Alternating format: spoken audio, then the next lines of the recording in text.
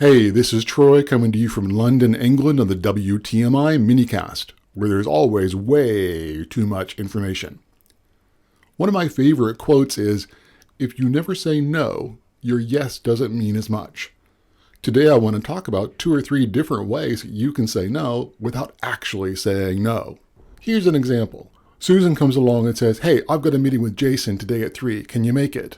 Well, the answer is no, because you really don't know why the meeting's happening. But what you might say is, "That sounds interesting. Can you tell me who's going to be there? Can you tell me what's the agenda for the meeting? Can you tell me what good looks like? Because if I can add value, I'm sure I can make time for it in my diary." In that case, you didn't actually say no. What you said no to was an unqualified invite to an unqualified meeting. The next time Susan comes along and asks you to a meeting, she's going to know how to be better prepared. And that's good for you, and it's good for her.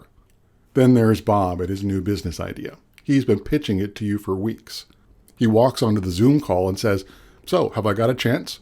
Even with all your years of experience and the fact that you know that the idea hasn't got a chance in double toothpicks of actually working, maybe you could say something slightly different. Like, "Gee, Bob, it sounds interesting.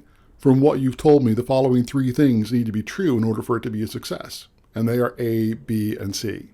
So rather than telling him he hasn't got a snowball's chance, you went back to him and said, "It is interesting. These are the 3 big risks that need to be addressed in order for him to have a success."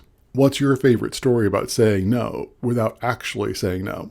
Leave me a note in the comments below. This has been Troy Norcross in the WTMI minicast.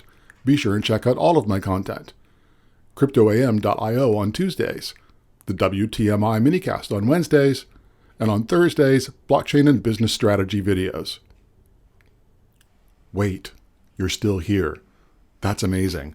And because you're still here, I'll give you a 3rd example. And it's one of those examples that really annoys the heck out of me.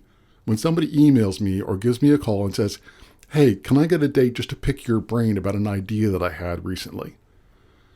Well, picking brains isn't free. So rather than just saying no, try something like this. "That sounds really interesting, but I have to tell you, my calendar is pretty packed with paying clients. If I could find a way to make this mutually beneficial, I'm sure we could find a time to make it work." You didn't actually say no, but you did let them know that your time has value. And that can be either in trade or in cash. You've been listening to the WTMI minicast, where there's always way too much information.